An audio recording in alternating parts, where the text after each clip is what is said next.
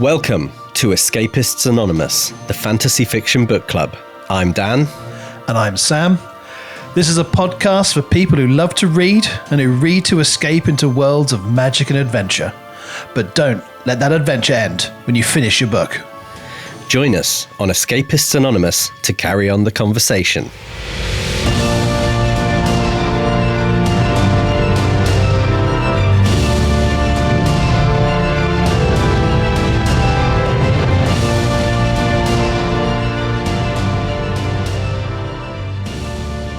Okay, another episode and something slightly different that we're doing this week. Yeah. And we are going to have a little bit of a master and apprentice type discussion around the Discworld, the much-loved Terry Pratchett Discworld series. Yeah. And the premise of this episode is that Sam is the Discworld. Don't oversell it, Dan. I was going to say master, but I don't want to put pressure on you. I mean, because I've read almost all of the books more than once, Okay. which is a very rare thing for me to have ever done. I don't think I've ever really read any other books more than once. Yeah. I mean, that's pretty heavily kind of,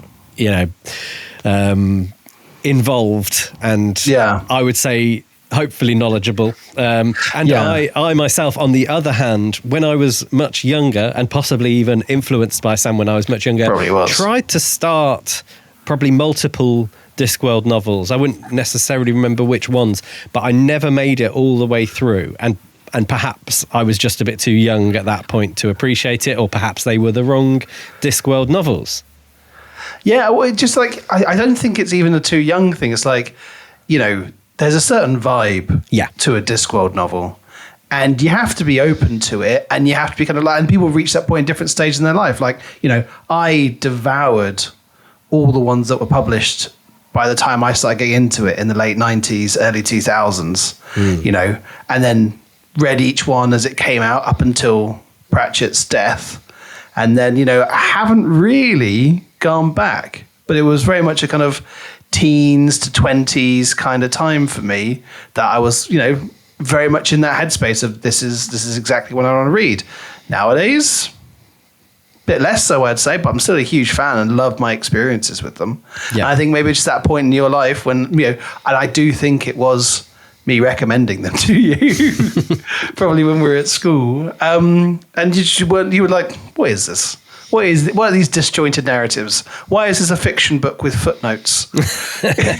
We'll come on to footnotes because I have some opinions. So the premise of this is that Sam has recommended 2 Discworld books that I have read over the last couple of weeks. And we're going to kind of get into discussing those, maybe a little bit of detail in those, but also kind of the broader Discworld context and where they fit in. And so, Sam, do you want to introduce what you recommended for me to read and why you chose those 2 specifically? Yeah, sure. So I recommended you read Pyramids and Guards. Now, Pyramids is the first real standalone novel in Discworld that Terry Pratchett wrote. Up until that point, you'd had a bunch of stuff about Rincewind, a bunch of stuff about the witches, and this is the first one where he's just gone off into a totally different area.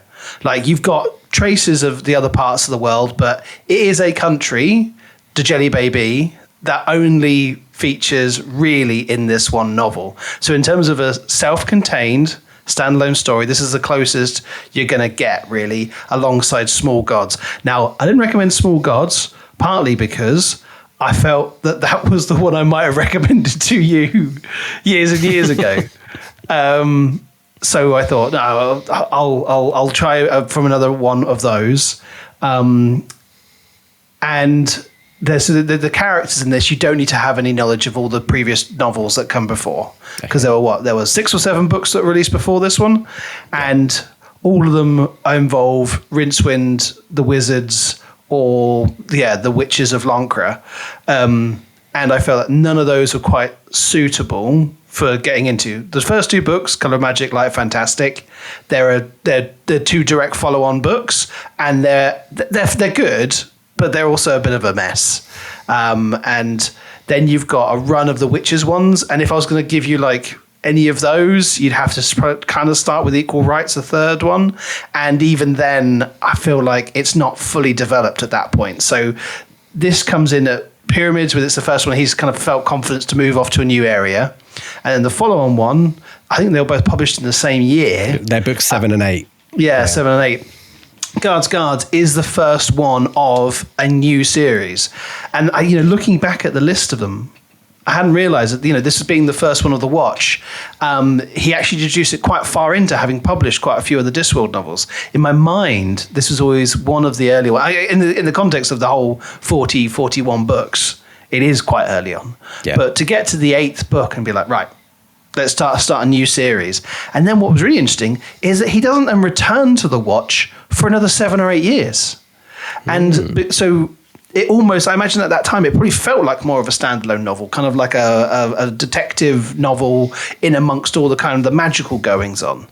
And because of knowing where Guards goes with those characters of the Night Watch, and they produce some of the best later stage Discworld novels, if you were to get into a new, like to follow one set of characters, I would say The Watch is one of the best ones and one of the most rewarding ones to get into. So that's why I gave you a standalone and the start of a series that wasn't as messy as some of the others. Okay, and follow-on question before we get into how I found those experiences. Like, what do you love about those two books?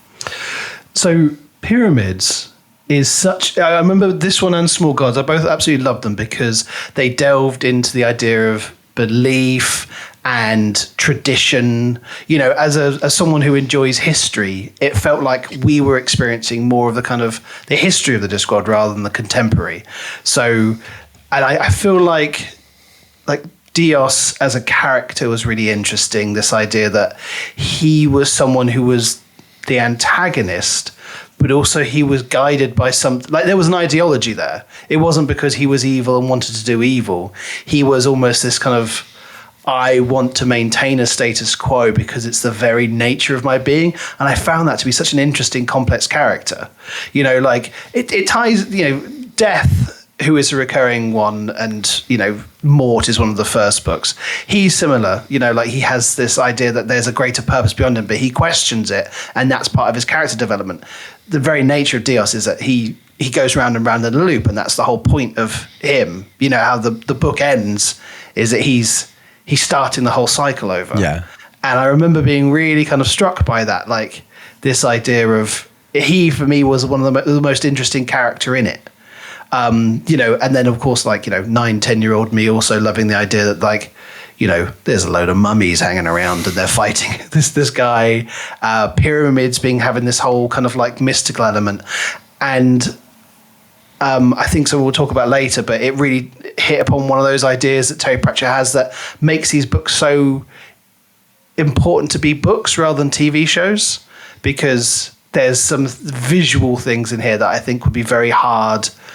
You have to have them in your imagination. You can't really have them anywhere else. Yeah. And Guards, I mean, Sam Vimes is one of the greatest literary characters in my view. I love him. Absolutely love Sam Vimes. And where he starts in this novel, and he's kind of on par with Fred Colon and Nobby Nobbs. And then, knowing where he goes and because I think my favorite Discworld novel is probably Night Watch, which is not the final Vimes book, but it feels like such a culmination of where he started in this one. Nice. So that's why.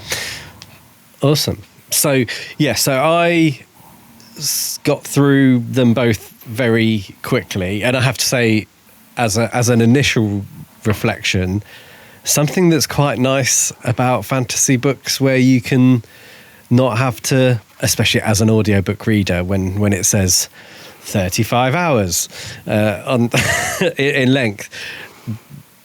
Terry Pratchett books tend to be somewhere between kind of 7 and 11 or 12 hours, and they're these really sort of nicely, concise stories that get across. But I have to say, I found these two books like a very, very different experience.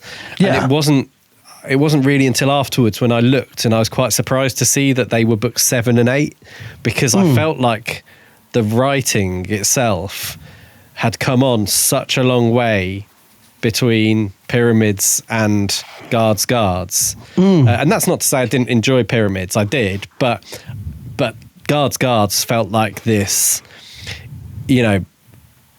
the writer is this kind of finished product. Like, I figured out how to tell a story, how to create momentum, how to use the characters and the interactions as a way to progress the plot.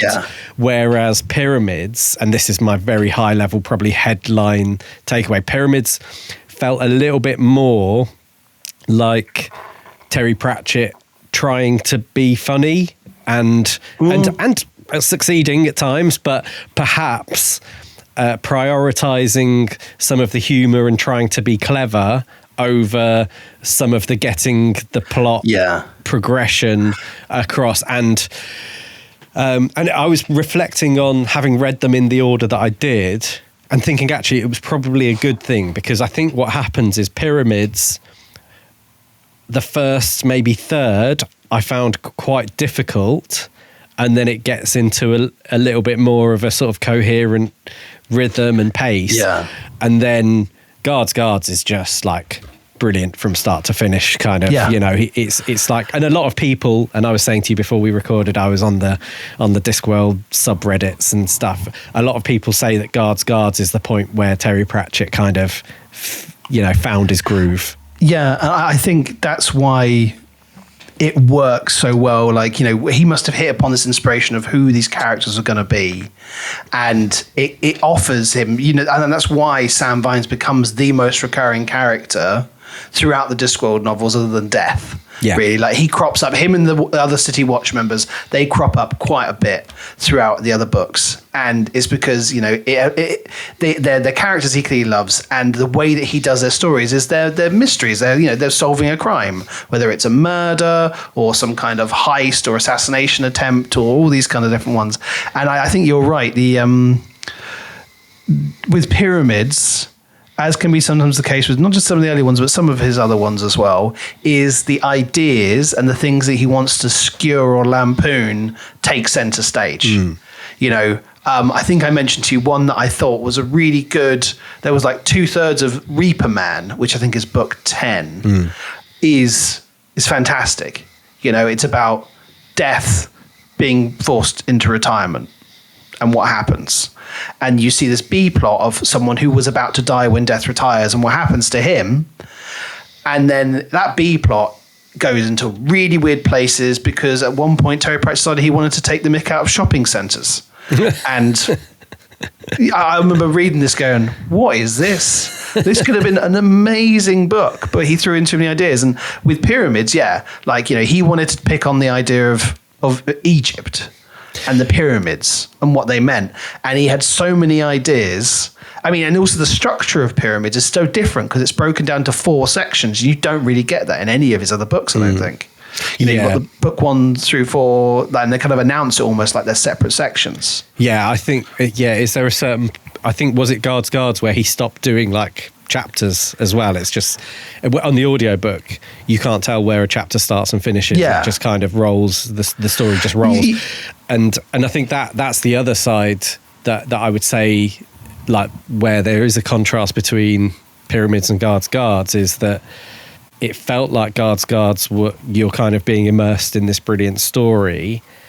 Pyramids, there is a great story there, but I think a lot of the kind of asides and footnote things, it feels a lot like you're having Terry Pratchett kind of explain stuff to you. And like have one foot in both worlds, to be like, I'm relaying something that's happening over here to somebody over here, and you're really conscious of his kind of narration throughout.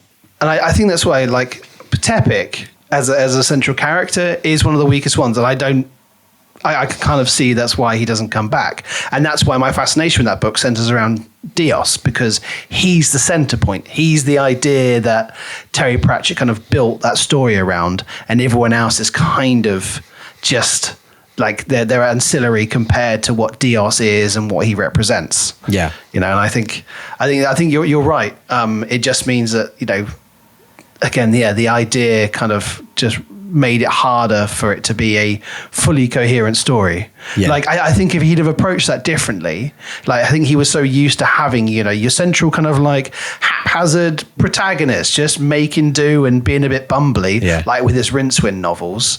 And maybe if he'd approached it slightly differently. And I feel like, Small God is a reattempt at approaching some of these elements of like tradition, and you always have to uphold what went before, because you've got a similar kind of almost creepy. He's more evil in Small Gods, the enemy of Vorbis, and Barutha, who's the main character in that one. He's a much more kind of like central figure rather than feeling like he's just orbiting this bad guy. And I feel like that's where he kind of corrected it. But as I said, I didn't recommend that one because I was worried that was what I'd recommended you bounced off of. It's interesting because I've seen a lot of people online recommending that as a great kind of standalone. Don't need to have read anything else to enjoy kind of diving in, and so maybe I will at some point kind of go back there, and I do think it, depending, like we've said, sort of occasionally there's an issue there with Terry Pratchett having all of these ideas, and some of them are a little bit wacky and out there, and maybe when I was a bit younger, I just kind of wasn't ready for some of that kind of wacky out there abstract type stuff, especially pyramids. You do have to concentrate at times to figure out what's going on with the sort of interdimensional stuff. And I feel like the start of a Terry Pratchett novel is a real kind of love it or hate it, because in quite a few of them there's disparate threads. The scenes will jump around a little bit as he goes and kind of like gives you these kind of abstract viewings of how all the storylines of all the bits going to be coming together later. And because he kind of abstracts them, like he doesn't put names, he kind of like has characters talking without explanation, you can feel a little bit in the dark.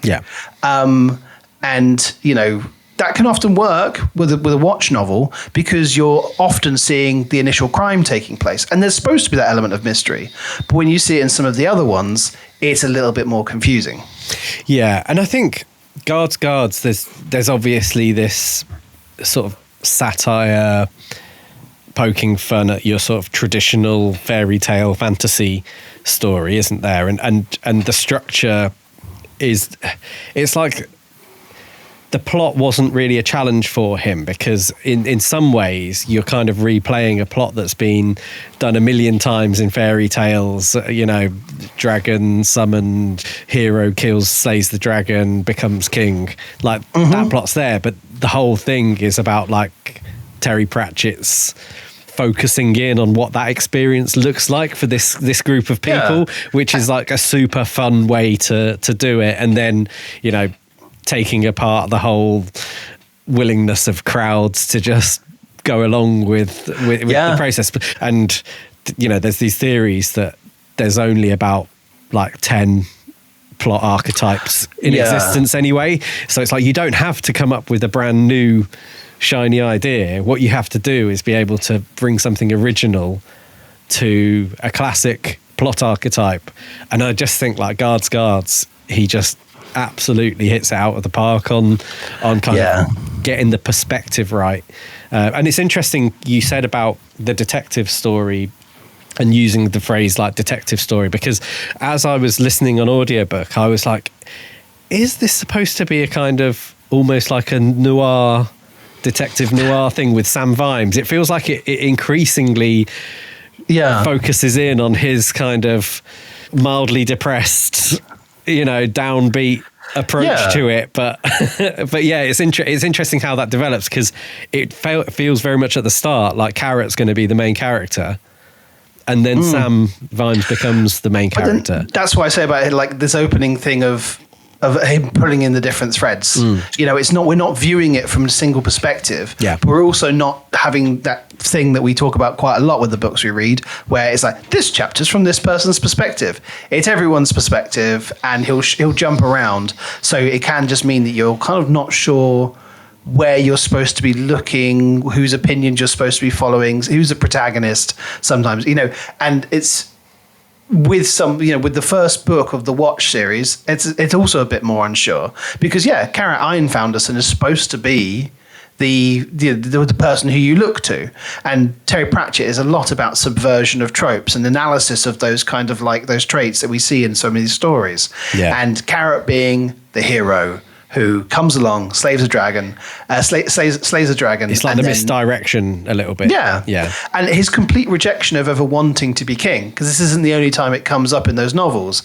And it's this idea of having to fight destiny, you know, because he does that a lot. Like in so many of his books, the idea that things were supposed to happen in a certain way.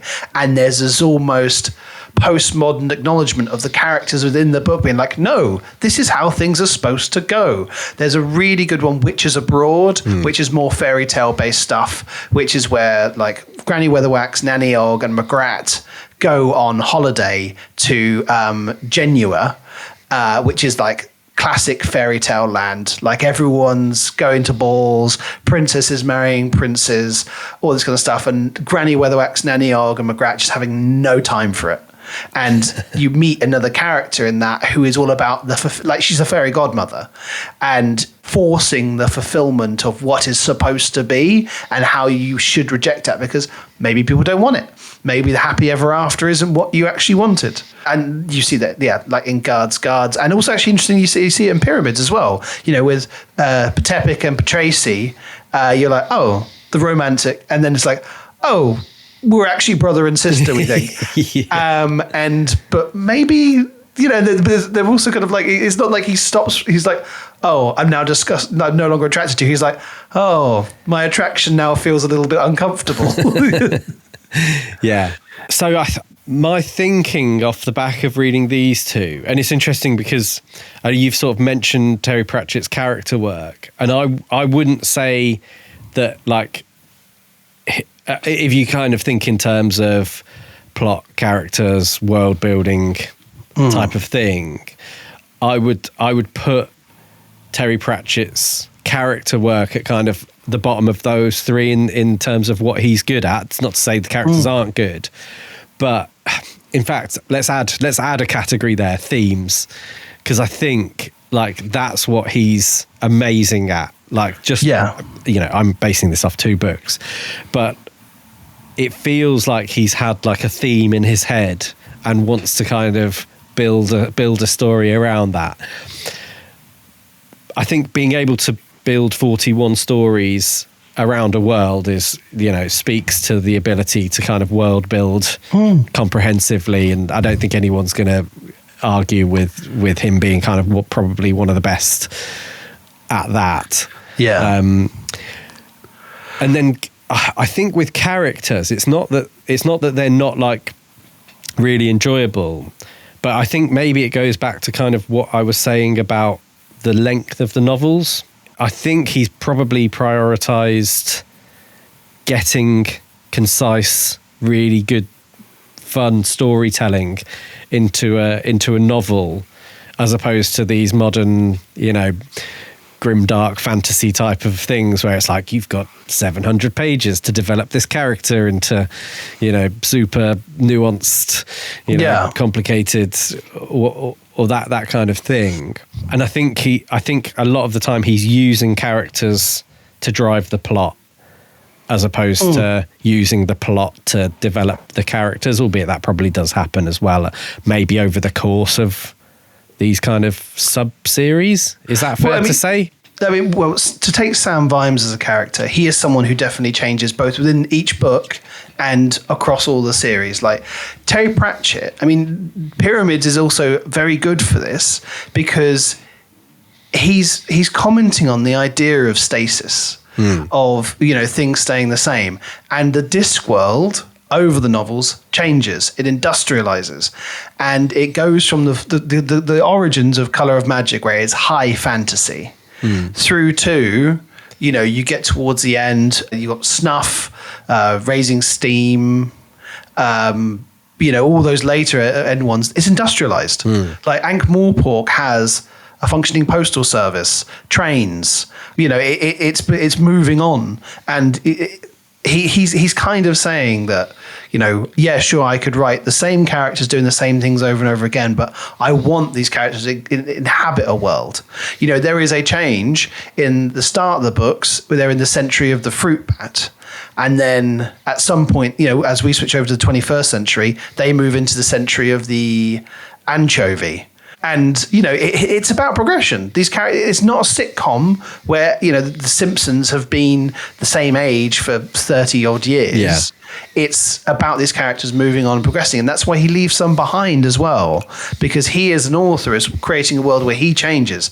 Rincewind does not feature in many books beyond the late 90s, early 2000s. I think the last one he features in any prominence is The Last Hero, and that's not really about him. And so, you see it in all of his books, this idea of progression and change and moving on. And so I think that's such an intrinsic part of all of his books. And like I say, Pyramids is a complete analysis of the idea of repetition, stasis, moving on, how you make progress. And Guards is the first book in one of the biggest character transformations you see over all of the novels. Yeah. But I think also where he's really captured something in a moment, because obviously, 1983, the first one? Colour of Magic, maybe? Them. So you've had the genre of fantasy kind of be in this period of time where everything is shiny, muscled, heroic good guys versus dark, evil, almost like I was saying the other week, like evil without any agenda almost other than evil itself as the bad guys, and it's just good versus evil, and everything is black and white and kind of a little bit predictable. And I think Terry Pratchett's kind of capturing something, maybe even something that's like the beginnings of that thinking around George R.R. Martin's like fantasy shouldn't be shiny good guys versus evil bad guys. It should be everyone thinks they're the hero of their own story. There should be fun and light and dark and shade in between and all of that stuff. And I think he's, by starting that in the 80s, started to unpick some of that boring predictability and challenge the rest of the genre to do something a little bit more interesting and different. It was a comment on, the first ones. They were a comment on Tolkien, these ideas of like this purist fantasy. There would be so much as a result of Tolkien where it's swords and shields, elves, wizards, dwarves. Orcs. And, and I love all of that. But you can imagine that there was such a gap in the market for this postmodernist approach of going, okay, well, what about it? What's good? What's bad? Why do we like these things? Why do these tropes exist? And what if you were an orc? And what and what if you were Sauron? Like, what's his perspective? There's a really good one, later Discworld novel called Snuff, and it's all about goblins. Oh, really? And the racism towards goblins, even though they are their own complex society. And it's a really good one. And it also casts a light on some of the more lovable characters, particularly Fred Colon.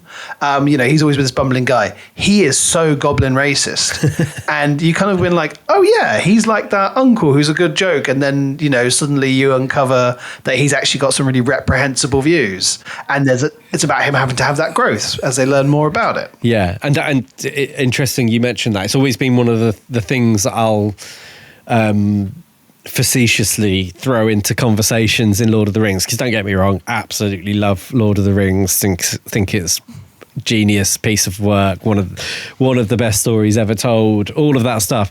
But one of the themes of Lord of the Rings is that entire races of people are either good or evil. And I know it was written in the 30s, and that was kind of a little bit of a theme of that decade, and maybe the first half of the next decade. But yeah, like interesting that that Terry Pratchett has probably looked at that and thought the exact same thing. Like, well, actually, are all orcs evil? Is there some nuance to be had here, or some fun to build into the perspective of an orc or a goblin? Yeah, exactly. There's so much of that kind of stuff, and I think Sergeant Detritus, who becomes a member of the City Watch in, I think the next novel might have been Feet of Clay, or Men at Arms. I can never remember which one comes next. But trolls, developing them as characters, and they have their own culture, and the way they understand the world is just inherently different. And you might think they're the things to be to be fought, and they're a primitive race, but they have all their other stuff going on. And that's a one that he tackles much earlier on in the series. So in Men at Arms, the minor characters, the other ones in the Watch, because of course it's a lot about Carrot, and it's a lot about Vimes. What did you think about the other characters? Because I know where all the characters go in their plot lines. So let's start off with the two side characters, Nobby Nobbs and Fred Colon. What did you think of those two as kind of like comic relief? Yeah, I mean, they were great for what they were doing, which I think was comic relief, and I think they, especially along with Carrot, who obviously I think becomes more of a side character as the story goes on. He starts off as almost the main focus, and then it switches over to Sam Vimes. But I think they do what a character needed to be introduced into Pyramids, the book before, to do that whole exposition piece of like, why is this happening? Why can't you do this? And why should you do that? And they provided this kind of context for the world without it feeling like clumsy exposition. Whereas in Pyramids, there was a lot of asides of Terry Pratchett very explicitly explaining to the reader why something happens and why something else doesn't happen. But again, I think, like I mentioned, there was a sort of tone and just, general writing quality in Guards where they were able to do that in like a really, really funny way in between Carrot and Nobby Nobbs and Fred Colon. Like the one in a million conversation thing. It's just like, I'm like with my headphones on and a small sleeping baby in the middle of the night trying not to laugh to wake him up. So I just thought he did a really good job of enabling those characters to kind of bounce off each other, and just the way that they accept all of the nonsense that kind of goes on in this. I guess it's a very sort of British style of like stiff upper lip type of like, oh well, dragon, figure this out, what's going on today. So as a similar thing with the explanation and stuff, as just a quick one to jump over to Pyramids, what did you think of the character of You Bastard? The camel, yeah. Because like that's there's a lot of explanation about the inner thoughts of a camel, which doesn't really have a huge amount of relevance. He's almost like a plot MacGuffin because he triangulates stuff that helps them towards the end of the novel, doesn't he? Yeah. It's one of those weird ones where like there's an amusing element of it to start with, and then it, like the amusing thing sort of ran out a little bit, albeit the use of the name became funnier as it went on. So the idea of a camel doing, physics equations to begin with was great, and then ran out of steam, and then just them like actually using his name, like hurry up, you bastard.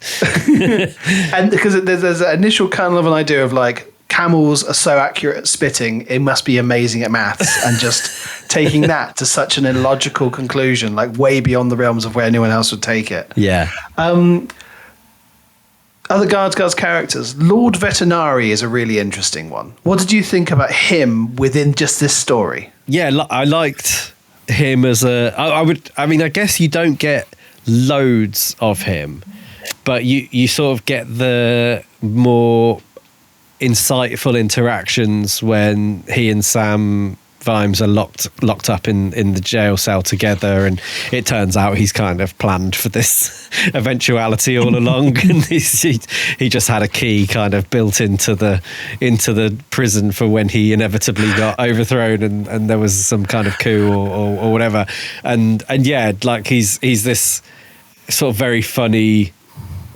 pragmatist dictator type in against the backdrop of this, like you were saying, this like this destiny of a pauper rising to slay the dragon and become king, and he's just like, no, I'm a technocrat. Yeah, like it'll never work. Yeah. So because to go into a bit more with Lord Vetinari, like he's a lot of people's favorite character. Oh, really? People love Lord Vetinari. He appears in a lot of novels. Pretty much any of the ones set in Ankh-Morpork, you'll have a moment with Lord Vetinari. And I always think he's such an interesting element, because for all the modernism of Pratchett, the most successful, largest city in the world, it's not a monarchy, but it is like a dictatorship. Like Vetinari isn't democratically elected. He's a tyrant. Who rules the city, which kind of goes back to like Greek, polis, where we used to have an elected tyrant who would rule, and tyrant didn't mean an evil person; it meant someone who just had ultimate control. So, what do you think about that? About like, as part of Pratchett's world building, that democracy isn't really a thing, and he kind of has Vetinari as this very capable, very competent dictator who always kind of comes out on top, and always manages to show that he's still the most effective way to run a state. Yeah, I mean, obviously, I didn't necessarily know that was a thing, but my immediate reaction is whether that's become something that's quite influential in other kind of grimmer, darker fantasy, because it is a theme of ultimately you need the people ruling who are going to get things done. It's not always the democracy and that kind of thing that the idealists want, that enables things to happen that people need. And I can think of multiple other fantasy books I've read where like that is it's almost a theme of the book, like people rising up to take back control, and then what you end up with is one person becoming the tyrant, the tyrant who takes charge, and yeah. So I wonder whether he was again a little bit ahead of his time against that whole idealist, king, shiny king who slays the dragon. Yeah, especially as the Discworld novels that go on into the 90s, and you're in that post Berlin Wall, fall of the Soviet Union, liberal democracy has won, and yet Pratchett maintains that this dictatorship is still the way to run something more effectively. Yeah.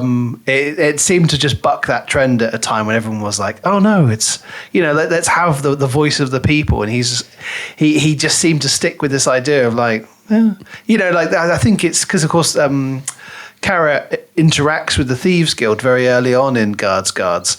And I don't know if it crops up in that book or in one of the others, but Vetinari has, well, if you're going to have crime, it might as well be organized crime. And it's just that it's like Pratchett isn't idealistic. He's seemingly, for someone who delves into fantasy so much, he's quite a realist. I think he's quite a cynic. That would be my take on Guards, especially, maybe even a little bit on Pyramids as well. But there's a little bit of a kind of, the people aren't intelligent enough to deserve a democracy, like they wouldn't make good use of it.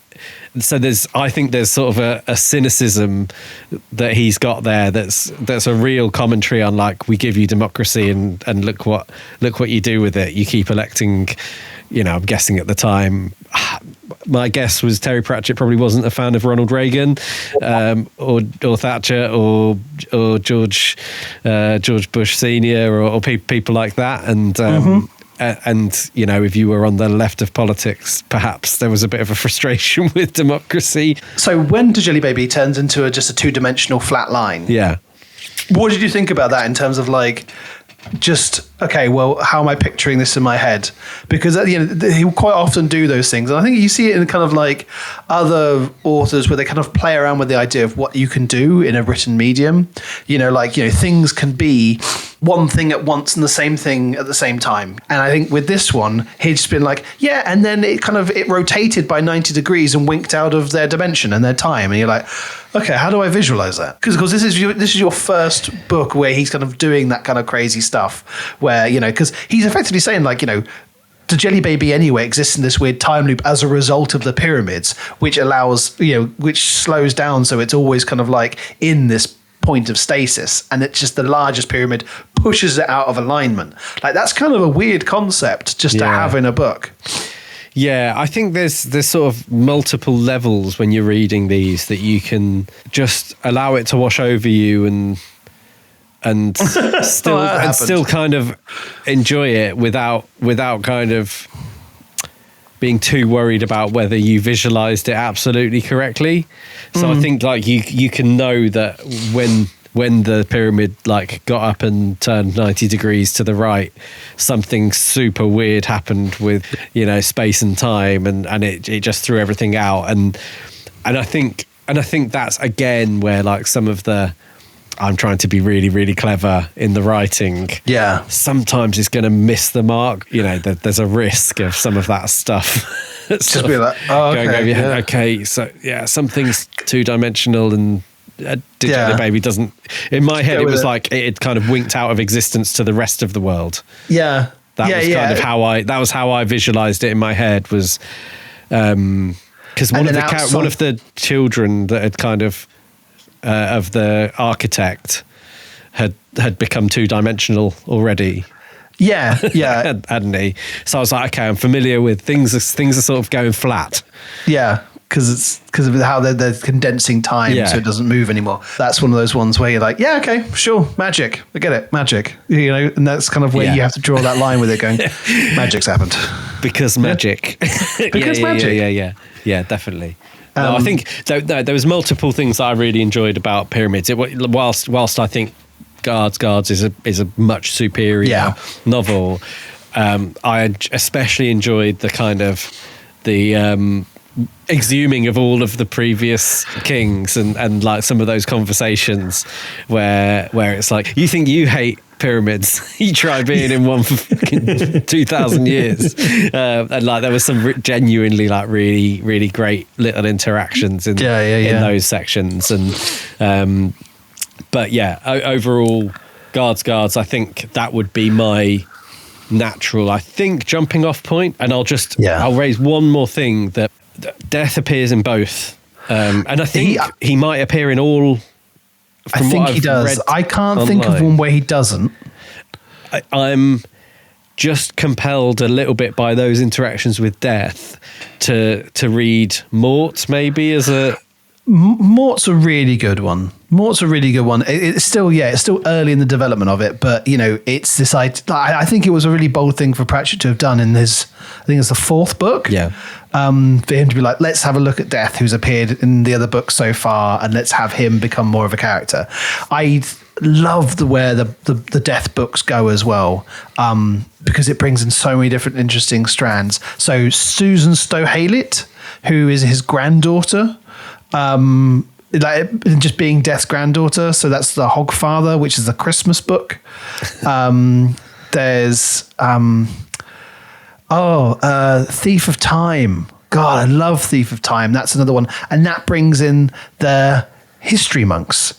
And so that is Terry Pratchett's response to The Matrix. Oh, right. Okay. And so, like, you read the Death novels, you're going to go to some really interesting places because they become less about Death and more about Susan Stow-Haylett and a whole bunch of other stuff that are, the auditors who are kind of like these grey spectres that want alignment, and they don't like the fact that Death is questioning his own job and his purpose in the world as Death. You get the Death of Rats, who, because there's a death for every single thing.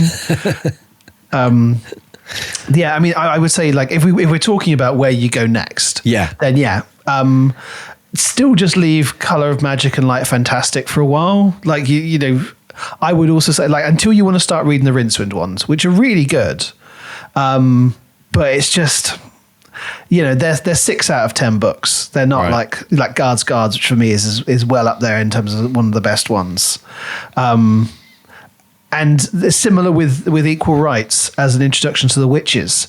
I would almost say that pick another Witches one. It's a good one, but it doesn't feel like the Discworld, doesn't feel like Ankh-Morpork. Granny Weatherwax and Nanny Og aren't quite where they end up. I would say start a Weird Sisters, which is book 6 for the Witches. But yeah, Mort, Weird Sisters, they're good places to go, and then just keep reading the Watch ones, because then you've got Men at Arms. Several years later, it's a bit of a jump, but there's each one of the series that you read go places. It's just getting past those first few novels are a little bit shaky, and the one-offs are good as well. Moving Pictures, about development of cinema, and you can see some of the other characters appear in that a little bit. Yeah, and maybe I should try Small Gods again, because I do keep hearing it recommended as a good sort of standalone. It is really good. So, you know, you can't argue with his sort of breadth of themes, topics, and possibly influence over the rest of the genre. On some level, it's unarguable about the influence that he's had, but it's about how, to what extent is there's the nuance there. So, you know, one of the things we often talk about after we've looked at a book is, so did you enjoy the world building? Because it's such an intrinsic part of all of this. Yeah. Like, and would you recommend Guards? Sounds like you're probably not Pyramids, but Guards you'd recommend to other people? Yeah. So I think that if I was going to recommend to someone, especially someone that I was thinking, like, I don't want them to have to work too hard. I don't want there to be this kind of barrier of entry to being able to understand what's going on and follow along with the story. Guards is your like perfect thing. It's got this sort of recognizable story that you may have seen in fairy tales, but it really kind of provides this different perspective on it. So I would recommend that as a great starting point. Yeah, and also one of the things that irks me in particular is, you know, with so many series of books where like there's no end to the story, and it's like with the intention of carrying on reading to the next one, that book ends. Yeah, there's a finish, and if they didn't pick up those characters again, that's fine. Yeah. And I think that's something that I've always loved about Terry Pratchett. Maybe that's what's been such an influence on me, is like, I know about this massive ongoing series of 40 books, and every single book, apart from Colour of Magic, which is the first one, ends with the end of a story, and it's okay to return to those characters again and have them tell a different story or a continuation of the story in many ways, but you still feel like that section was complete when that book ended. Yeah, absolutely. You know? And again, that seems like pretty innovative as a part of a genre that's kind of obsessed with epic, you know, trilogies, or, you know, you're lucky if it's just a trilogy at times. And not that we don't love those if they're done really well, but to be able to have 41 books, and some people will argue that you could jump into any single one of those 41 and just read it as a standalone.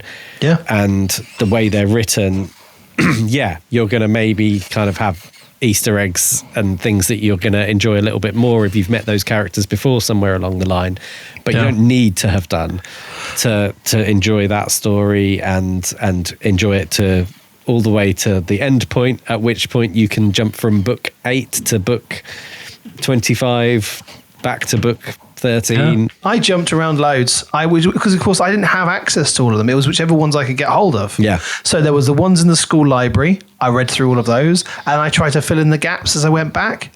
You know, like it's just the nature of it. What am I going to read? Are you going to do this for me at some point? Yeah. Problem is, all the ones I'm going to give you are like 25-hour plus on the audiobook or whatever. So I'm trying to think of something I've read that isn't going to kind of double your reading task for anything else that we're reading. I'm tempted to encourage you to read Mistborn, or the first Mistborn book, which is called The Final Empire by Brandon Sanderson, because he's such a big name in the genre. Certainly present day biggest selling fantasy author. So I should probably do some of that then. Yeah, you're right. So yeah, but we'll hone in on something like that, because I've finished that trilogy recently and have some fresh views on it that hopefully I won't forget too soon. But yeah, so really enjoyed this, and having two different levels, the almost academic Dr. Sam Holmes PhD in Terry Pratchett Discworld studies and total noob to it myself, and yeah, I'll definitely be reading some more Discworld, so we could almost even do a follow-on at some point. Good, I'm glad I persuaded you. But I'm sure there's loads of people that have read loads of Discworld out there who are going to have views on, where would you recommend people jump in to start with? Do you think everyone should read from book 1 all the way through in chronological order? Let us know your views on guards, pyramids, and anything we've discussed today. Comment below if you're with us on YouTube, like, subscribe, etc. Reach out on social media at Escapists Anonymous Pod on Instagram, TikTok, Facebook, and yeah, we'd love to hear your views and yeah, get involved in the conversation. But other than that, all that's left to say is goodbye from me. And goodbye from me.